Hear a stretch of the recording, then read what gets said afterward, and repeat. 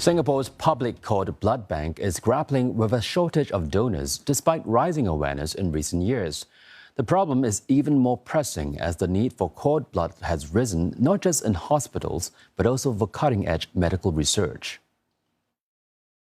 At just 3 months old, Esmond Cheng was diagnosed with a rare genetic disorder. It left his immune system severely compromised and extremely vulnerable to infections. His only chance of survival was a bone marrow transplant.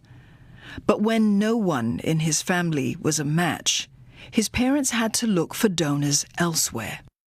That time, he still got some infection going on, so the process was delayed another 4 to 6 months. Because of the waiting time was too long, then when we get the news from the Dr. Liu, say that the donor don't want to donate anymore.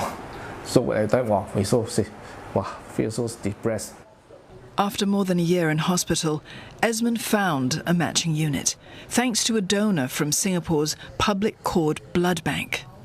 Since it was set up 20 years ago, the bank has collected about 75,000 units. Public awareness has grown in recent years after private player CordLife's mishandling of units led to a 14% increase in donation levels. But that has not been enough. We, despite having 15,000 units in our inventory, often find ourselves having to actually import cord blood from other sort of global cord blood banks because we're not able to find a suitable sort of match. We know that we have a sort of fairly unique population mix, a population pool in Singapore, and we would like to try and encourage potential parents, especially from the sort of ethnic minorities, to sign up as public donors. Doctors say the need for cord blood is now more urgent than ever. Smaller family sizes and later parenthood mean that fewer patients can turn to relatives for a close genetic match. Cord blood is also increasingly used in medical research to regenerate cells and even slow down aging.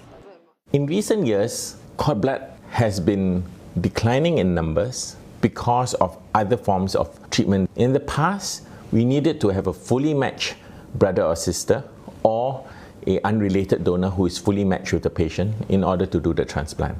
But now, we can do the transplant even though there is only half match with the patient, because technology has developed such that we can do 2 forms of manipulation of the cells.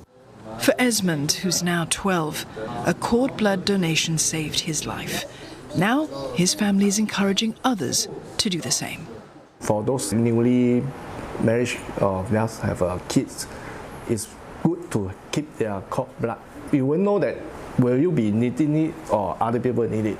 It is good to have that so that it can help other people in another way.